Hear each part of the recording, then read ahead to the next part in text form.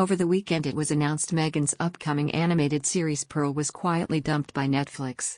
Prince Harry's wife served as executive producer on the show, working with a number of bigwigs including David Furnish, Elton John's husband. Journalist Matthew Lynn argued the tectonic plates might be shifting for the likes of Netflix and Spotify. He wrote, "The streaming giants, like much of the rest of the media establishment, are starting to work out that sanctimonious woke programming doesn't pull in the viewers." Citing a tweet by Tesla CEO Elon Musk in which he posted that the woke mind is making Netflix unwatchable, Mr. Lynn added that this brand of content is likely contributing to disappointing figures for the streaming service. Netflix's subscriber figures dropped by 200,000 in the first quarter of 2022, falling far short of the service's targets. Mr. Lynn argued, "The streaming giants have been captured by a brand of preachy, politically correct, woke programming that is at risk of driving away audiences."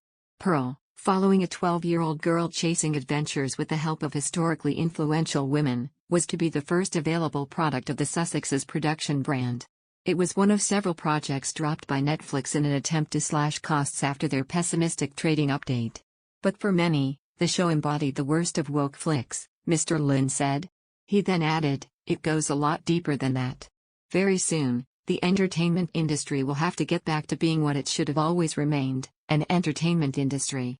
The couple signed a multi-year deal with Netflix back in September 2020, and an estimated £18 million collaboration with Spotify was quickly added to the list.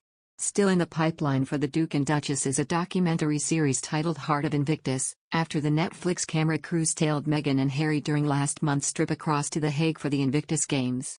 Mr. Lynn added, "It was the couple's Archewell Productions that promised to be the real money spinner, producing a range of programming for the streaming services Netflix and Spotify. The trouble is, not much in the way of content has emerged. An upcoming documentary on the Invictus Games may finally reach the screen. But the children's shows, of which the ill-fated Pearl was meant to be the first, appear to be in question, and it is looking increasingly unlikely that any more will be made." In addition, Don Nizam also criticized Meghan on his latest column. "Go woke, go broke. Putting virtue signaling guff before what customers actually want is evidently a total recipe for disaster. Well, who'd have thunk it?" Latest victim of worshipping at the cult of holier-than-thou is Netflix. The streaming giant has cancelled the failed American soap actress feminist cartoon series as part of its cutbacks after a drop in subscribers. The series in question was called Pearl and featured a 12-year-old heroine who finds inspiration in influential women in history. It was due to be released as part of the Ginger Whinger formerly known as Prince Harry and his Mrs. £75 million Netflix deal. Pearl was inspired by her own journey. Now call me old-fashioned, but a woman who literally gave up work to marry a millionaire prince, and whose journey has ended in a £14 million Californian mansion with hot and cold private jets flogging me a yarn about feminist struggle would ring alarm bells. The daily challenges of trying to work out which £7,000 outfit and £120,000 piece of jewelry to wear ofs. But then this is a woman who sat amongst dirt poor child landmine amputees and 12-year-old rape victims on an African tour and pondered why no one was asking how she was. Netflix, which costs between £6.99 and £15.99 a month for UK subscribers, has lost 200,000 subscribers this year. It's predicted it will lose another 2 million before June.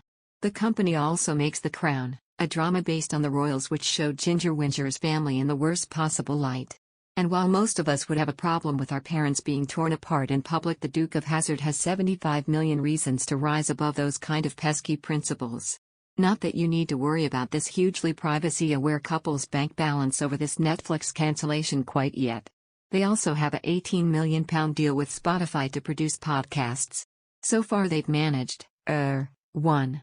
If we are totally honest, the most lucrative income stream for this limelight-shy pair of self-declared saviors of the planet and the poor, he does his bit for the posh sport of polo too, is as plain as the bald spot on his head. Moaning about his family. What is interesting about the cancelled tune is that the couple gave their heroine the most apt name ever in Pearl. Because in that well-known proverb, pearls are infamously linked to one animal and one animal only. Swine.